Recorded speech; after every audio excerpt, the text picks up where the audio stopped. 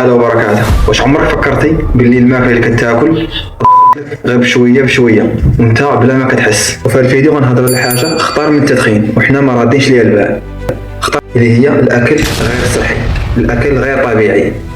وهذه احصائيات عالميه، ما يقارب 11 مليون وفاه سنويا بسبب الاكل غير صحي. وهذا الشيء كيدير باللي بزاف ديال الناس كيموتوا بسبب الاغذيه الغير صحيه.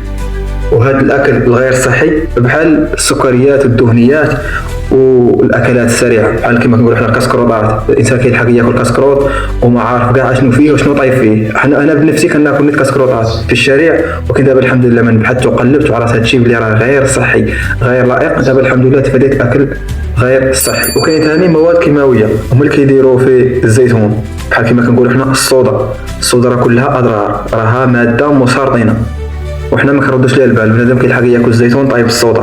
هادشي علاش خاصنا نبحثوا ونقلبوا ناكلوا بالشيء الطبيعي بحال جدودنا، كما كانوا كياكلوا جدودنا. الماكله كياكلوا جدودنا طبيعيه، الانسان كيجيب الزيتون وكيطيبوه بواحد الطريقه طبيعيه بدون اي مواد اضافيه، وعنده اضرار كثيره. من بينها دابا كما شفنا هذا المرض اللي ولا كثير دابا هو المعده، جرثومه المعده. دابا كلشي كيعاني منها، شباب صغار باقيين في مقتبل العمر كيعانيوا من هذا الجرثومه ديال المعده. وكاين اللي كيقول ثاني عندي المصران. شنو السبب ديال المصران؟ الغاز في المصران. دابا الانسان كيلحق يشرب ديك المناضه بلا ما نسميو الشركات، كلها غاز، وداك الغاز راه كيدور في المصران. هذا الغاز غير طبيعي، راه شي حاجه غير طبيعيه، راه ضروري غدير لك اضرار في الجسم ديالك. ودابا انا علاش كندير هذا الفيديو هذا؟ غير باش نوعيك ونوعي نفسنا قبل منك انت باللي هذا الاكل غير صحي راه كيضر في الصحه. وانا هذه بغيت تبقى صدقه جاريه ليا، نعطيك نصيحه طبقها ولا ما تطبقهاش، حيت انا كنحاول ما امكن نطبق هذه النصائح. ولات اللي فيها السكريات، الحاجه كتكون السكر راه كدير تقليب المزاج. الانسان ديما كيقول لك انا بحال ما مرتاحش، ولكن خاصو ينقص من السكر. السكر راه كيأثر ماشي غير على عضو واحد، كيأثر على الجسم كامل ديال الانسان. خاص ضروري تنقص من السكر. والحل راه ماشي صعيب، الحل راه ساهل، هو ترجع للاصل كيف ما كانوا جدودنا. دابا جدودنا راه ماشي ما كانش عندهم امراض، كانوا عندهم امراض، غير هي ماشي بحال هاد الامراض ديال هاد العصر اللي كاين دابا. جدودنا والناس القدام حتى هما راه كانوا كيمرضوا، غير هما كانوا كيحاربوه بالاكل الصحي، خضر صحيه، زيت زيتون صحي، عسل حر صحي. هادو هما اللي كانوا كيحاربوا بهم الامراض ديالهم، وما كانش عندهم الامراض اللي كنشوفوا حنا دابا اللي كاين عندنا دابا في هذا العصر. كيسميو مرض وكيعطيوه، كيسميو مرض وكيعطيوه.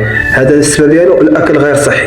واللي درنا مقارنه بسيطه بين التدخين والاكل الغير صحي كنصيبوهم كيتساويو في نفس الاضرار وفي نفس الاحصائيات العالميه في الوفيات، يعني نفس الاضرار ديال التدخين وفي الاكل غير صحي. وانا شخصيا ما كنتش كنظن باللي التغيير البسيط في الاكل ديالي غيغير حياتي لهذه الدرجه هذه. وحتى انا كنت كنعاني من الم الراس والم المعده بزاف والقولون العصبي، حتى جربت شي منتجات طبيعيه وكنت كنقول هادشي بلي راه عادي، كلشي راه كيعاني منه، كلشي راه ضرر المعده وكلشي ضرر المصران وكلشي عنده الالم ديال الراس.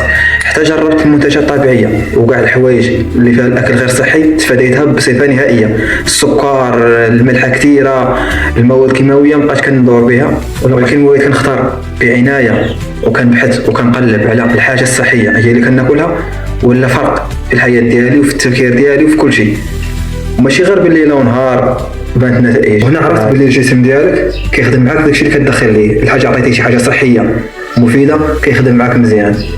وانا ماشي طبيب، انا غير كنشارك معاك التجربه الشخصيه ديالي وعلى المنتوجات اللي جربت، والحمد لله لقيت فرق كبير. واللي بغى يعرف بالضبط شنو هما هاد المنتوجات اللي ساعدوني راهم كاينين في الوصف، ومرحبا بالجميع. دابا نختم لكم كخلاصه ديال هاد الفيديو ده كامل.